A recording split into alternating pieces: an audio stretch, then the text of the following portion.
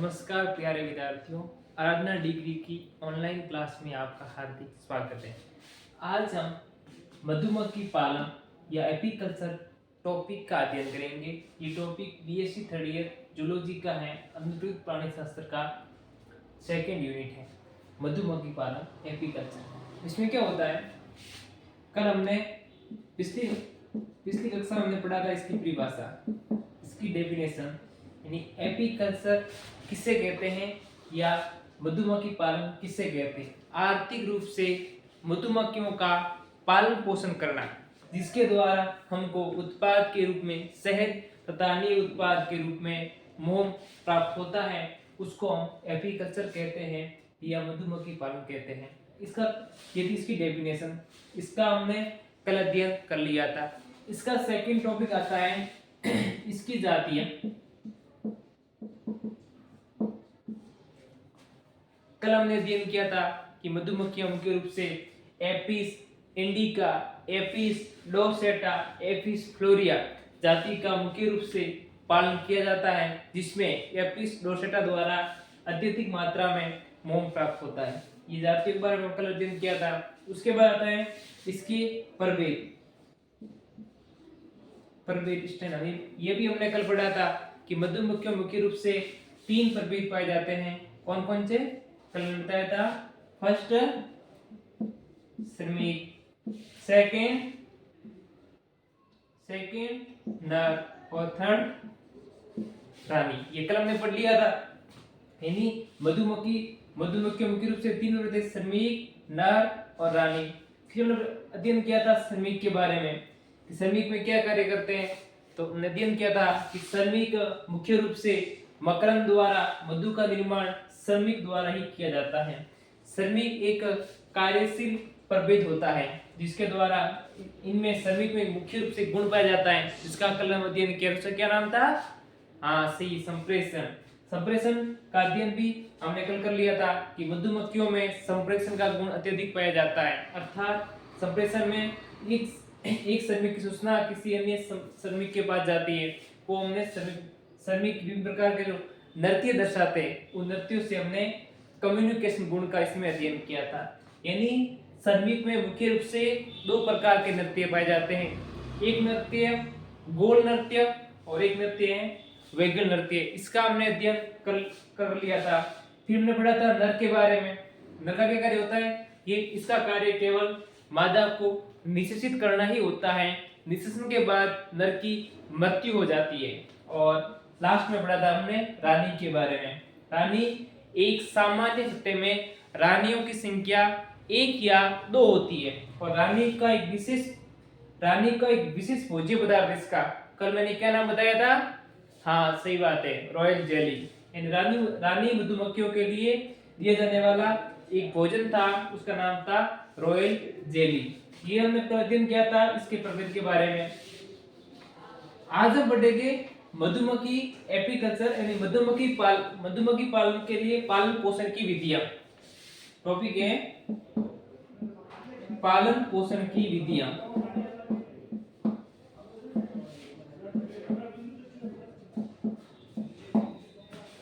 मधुमक्खियों के पालन पोषण की मुख्य रूप से 2 विधियां हैं। एक विधि है देसी विधि,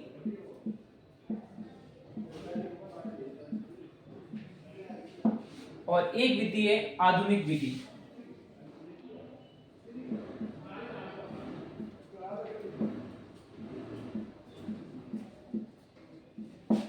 एक विधि देसी विधि और एक है आधुनिक विधि। हम अध्ययन करेंगे अभी देसी विधि के बारे में। इसमें क्या होता था? देसी विधि, ये विधि मुख्य रूप से पुराने समय में प्रचलित थी। इस विधि में क्या होता था? इस विधि में किसी मधुमक्खी का जो सत्ता होता है, उस सत्ते के पास धुआं करके या उसके पास आग लगा करके मधुमक्खियों को उड़ा दिया जाता है। मधुमक्खी उड़ा दिए जाने के बाद हम उस सत्ते से शहद को प्राप्त करते हैं। ये थी देसी विधि। अर्थात इसमें क्या होता था? इसमें क्या है कि आग लगाकर या धुआं करके सत्ते से मधुमक्खियों को उड़ा दिया जाता था, और उड़ा जाने के बाद हमको शहद की प्राप्ति होती थी। अब इसमें क्या होगा कि हमने सेट प्राप्त कर लिया। अब जैसे मधुमक्खियों को आग लगाएंगे तो अधिकतर मधुमक्खियां तो नष्ट हो जाएगी, अधिकतर मधुमक्खियां नष्ट हो जाएगी। और एक इसकी खास विशेषता और है कि जैसे ही आग लगाएंगे तो मधुमक्खियां उड़ जाएगी, मधुमक्खियां भाग जाएगी, तो उसमें जो सत्ता है उसको आवास है, उनका जो आवास है वो नष्ट हो जाता है और फिर मधुमक्खियां किसी अन्य जगह अपना आवास बनाते हैं। अर्थात इनको आवास बनाने में इसमें टाइम लगा और जैसे हमने शहद प्राप्त किया, इस शहद को निचोड़ करके प्राप्त करते हैं। अर्थात निचोड़ते समय इसमें कुछ लार्वा अवस्था भी आ जाती है, अर्थात प्राप्त होने वाला शहद पूर्ण रूप से शुद्ध नहीं होता है। अर्थात देसी विधि की कुछ कमियां हैं।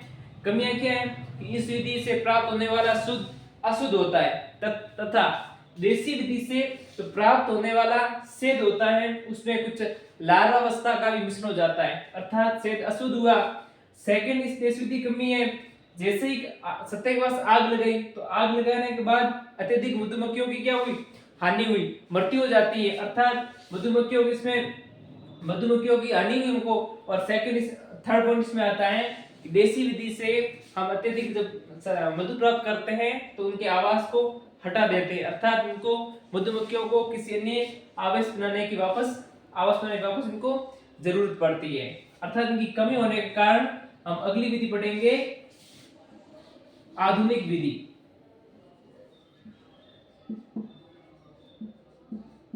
आधुनिक विधि अर्थात देसी विधि की कुछ कमी हुई, इस कमी की पूर्ति करने के लिए एक विधि है आधुनिक विधि। अब हम करेंगे आधुनिक विधि। मधुमक्खी पालन की जो मुख्य तो सर्वोत्तम विधि है वो विधि आधुनिक विधि है। इस विधि के द्वारा ही मधुमक्खी का पालन किया जाता है। अब आधुनिक विधि में कुछ चरण है। पहले इसमें है कि इसमें एक होता है चलनशील छत्ता। आधुनिक विधि एक होता है चलनशील छत्ता और एक होता है रानी पृथककारी। अगला चरण है मधु निष्कर्षण, यानी मधु निष्कर्षण क्या होता है कि शहद को प्राप्त करना। और अगला होता है टोपी खोलने वाला चाकू।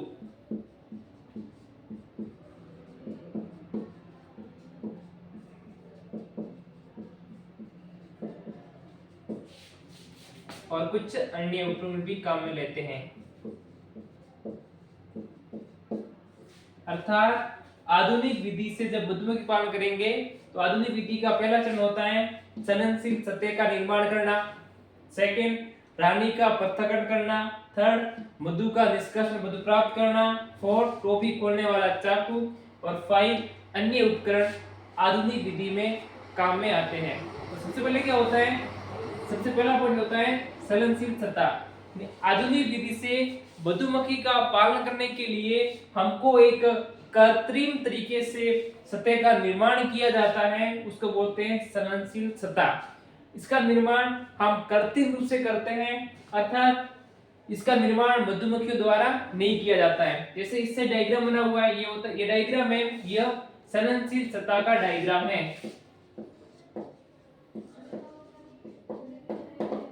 अब इस छत्ते का हिस्सा क्या होती है, जो चलनशील छत्ता होता है ये मुख्य रूप से ये स्थान सिद्धांत का पालन करता है।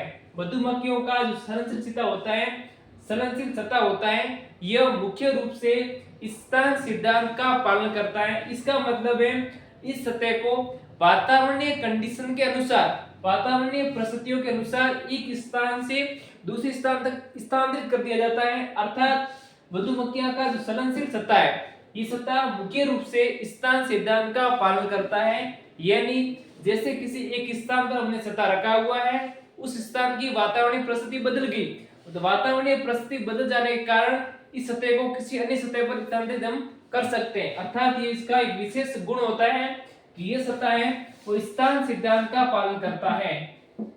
किसका? स्थान सिद्धांत का। अब इसमें क्या होता है, इस सतह के वापस अलग अलग भाग हैं। इस सतह का निर्माण करेंगे तो सबसे पहले हम इसके आधार का निर्माण करेंगे। आधार के निर्माण के बाद हम तलीय पटरा का निर्माण करेंगे, उसके बाद ध्रुवकक्ष का निर्माण करेंगे, उसके बाद सुपर का निर्माण करेंगे, उसके बाद आंतर आवरण और अंत में सिक्का आवरण का निर्माण करेंगे। अर्थात इस संलग्नशील सतह के इतने भाग होते हैं। पहला हुआ इसमें आधार, दूसरा हुआ तलीय पटरा, तीसरा भ्रूण कक्ष, चौथा चुपर, पांचवा आंतर आवरण और छठा है शिखर आवरण। यानी एक मधुमक्खी के संलग्नशील सतह के निर्माण करने के लिए मुख्य रूप से भागों का निर्माण किया जाता है। अर्थात ये सतह स्थान सिद्धांत का पालन करता है, जो अपनी परिस्थिति के अनुसार, वातावरणीय परिस्थिति के अनुसार इसको एक स्थान से दूसरे स्थान पर स्थानांतरित कर दिया जाता है। अब पहला इसका गुण होता है वो होता है आधार। एक मिनट यहां लिख रहा हूं मैं, संलग्नशील सतह।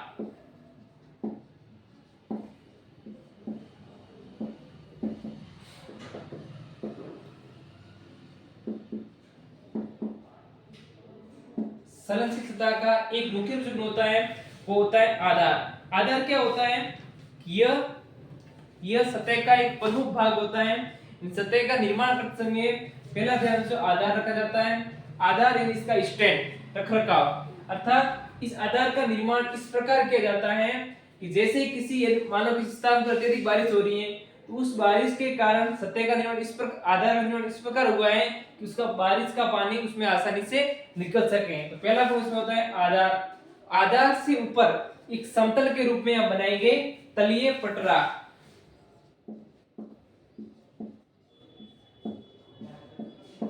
क्या बनाएंगे? तलीय पटरा। इसमें क्या होता है? इसमें एक प्रवेश द्वार होता है और एक निकासी द्वार होता है तलीय पटरा में। थर्ड इंपॉर्टेंट है वो है भ्रूण कक्ष। थर्ड इंपॉर्टेंट है वो है भ्रूण कक्ष। भ्रूण कक्ष क्या होता है? यह तलीय पटरे का ऊपर की ओर स्थित भाग होता है भ्रूण कक्ष। इसकी विशेषता होती है कि भ्रूण कक्ष में अनेक प्रकार के षटकोणीय या अनेक प्रकार के फ्रेम पाए जाते हैं। 5 से 10 फ्रेम पाए जाते हैं। इस फ्रेम में इनकी जालियां पाई जाती हैं जिनका व्यास 0.375 के आसपास होता है।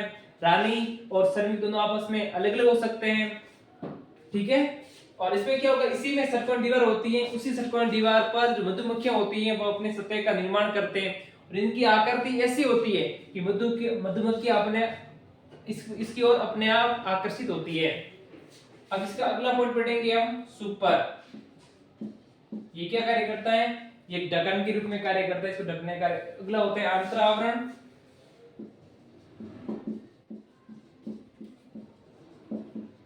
और अगला होता है शिखर आवरण।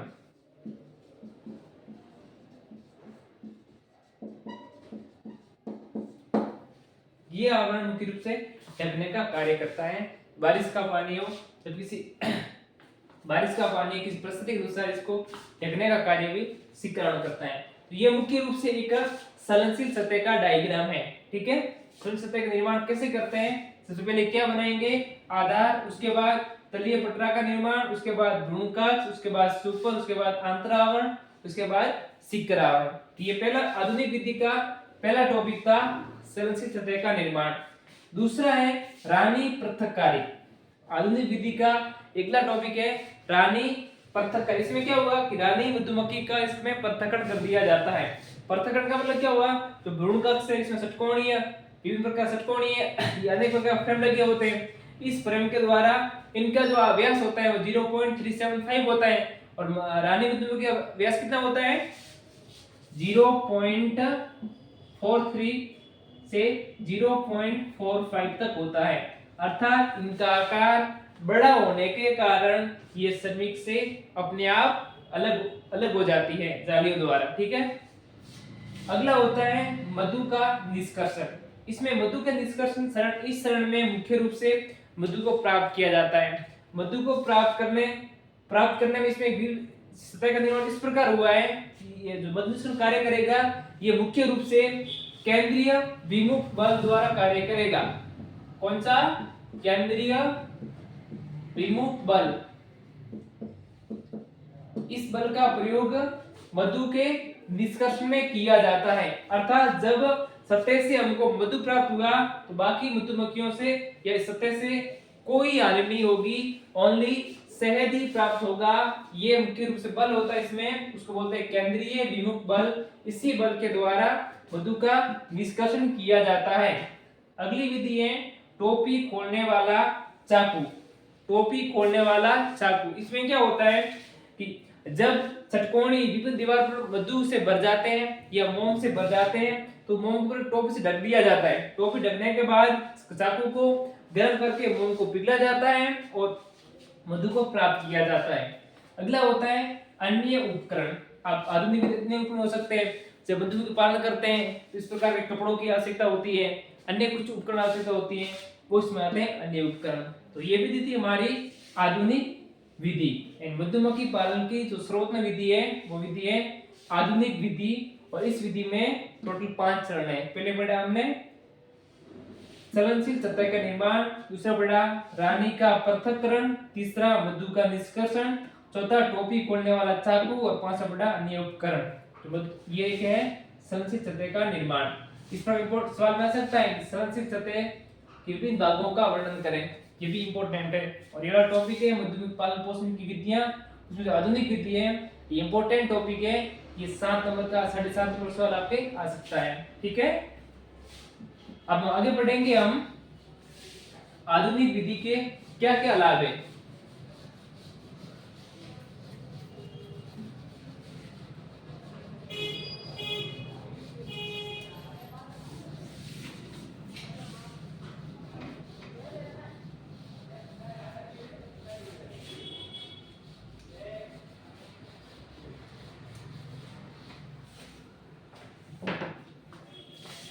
आधुनिक विधि के लाभ।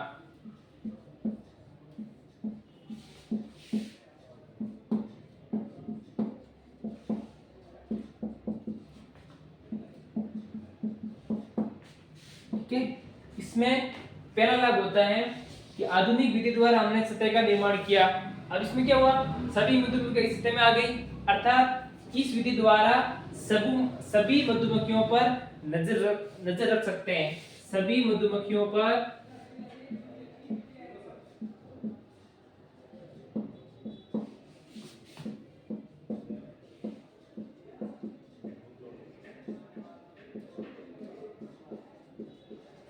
इस विधि में सभी मधुमक्खियों पर नजर रखी जाती है। सेकंड क्या होता है कि आधुनिक विधि में हमने सतह का निर्माण स्वयं में किया हुआ है। सतह का निर्माण हमने स्वयं बनाया, अर्थात इसमें बना हुआ सतह कृत्रिम होता है।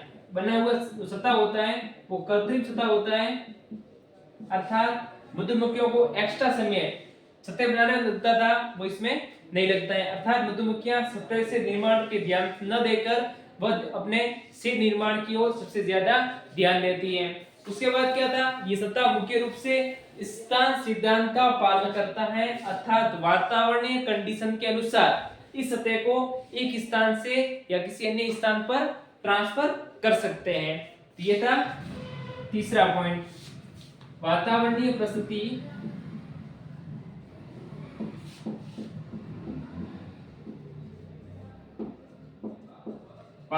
परिस्थिति के अनुसार इसमें बदलाव भी किया जा सकता है। तो ये मुख्य रूप से आधुनिक सतह के क्या क्या लाभ है, उन लाभ के बारे में हमने वर्णन किया। ठीक है, अब पढ़ेंगे मधुमक्खियों के उत्पाद।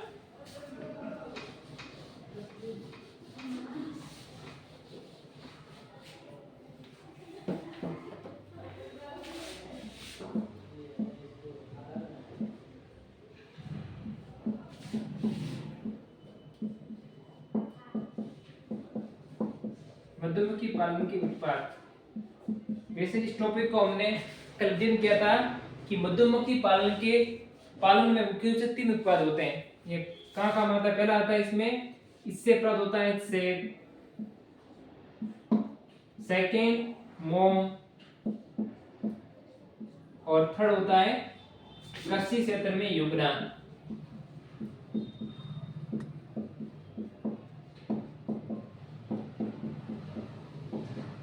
कृषि क्षेत्र में योगदान पहला होता है शहद, यानी मधुमक्खियां शहद का निर्माण कैसे करती है और शहद का उपयोग कहाँ किया जाता है। तो मधुमक्खियां शहद का निर्माण है वो कैसे करती है कि सर्वप्रथम तो सतह से मधुमक्खियां मक्खन प्राप्त करने के लिए फूलों पर जाती है। फूलों पर यानी आधा किलो शहद प्राप्त करने के लिए मधुमक्खियों को फूलों पर कम से कम 50 से 80 हजार तक शक्कर लगाने पड़ते हैं। इतने शक्कर लगाने के बाद आधा किलो शहद का निर्माण होता है। इसमें क्या होगा कि मधुमक्खियां सर्वप्रथम सतह से फूलों पर मकरंद प्राप्त करने के लिए जाती है। उसमें क्या होगा, जब तक वह सतह पर वापस न लौट पाती तब तक मकरंद को अपने मुख पर स्टोरेज के रूप में लिए फिरती है। जब वापस उस फूलों से वापस सतह पर आती है तो उस समय विभिन्न प्रकार के रासायनिक परिवर्तन हो चुके होते हैं। उसमें रासायनिक परिवर्तन होने के कारण जब सतह पर वापस उगलेगी तो उसमें सुक्रोज का परिवर्तन, तब इसमें क्या होगा, जो सुक्रोज का जो परिवर्तन है वो सुक्रोज का परिवर्तन गैस्ट्रोज, गलेक्टोज तथा लेवुलोज में हो जाता है। ग्लूकोज तथा लेवुलेज में हो जाता, सॉरी, सुक्रोज का परिवर्तन, सुक्रोज का जो परिवर्तन है, सुक्रोज का परिवर्तन डेक्स्ट्रोज तथा लेवुलोज में हो जाता है, तथा लेवुलोज में हो जाता है। और इससे बना हुआ जो उत्पाद है वह उत्पाद कहलाता है हमको मधु या शहद। अब इसका उपयोग कहाँ आता है? शहद का उपयोग विभिन्न प्रकार के औषधियों बनाने में काम आती है। इसके अलावा इसका उपयोग मिठाई और कैंडी बनाने में काम आता है। इसके अलावा इसका उपयोग मधुमेह रोगियों के उपचार में काम आता है। अगला होता है मोम। मैंने अभी पढ़ाया था कि मोम की प्राप्ति मुख्य रूप से कौन सी जाति द्वारा होती है? एपिस डोर्सेटा द्वारा,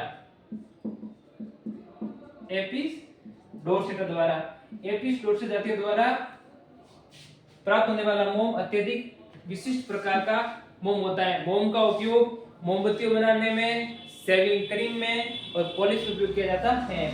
अगला है कृषि क्षेत्र में योगदान। कृषि क्षेत्र में योगदान, और इसमें क्या होगा कि मधुमक्खियां मुख्य रूप से फाइलम ऑर्थोपोडा का कीट है, अर्थात इसमें कीट परागण पाया जाता है।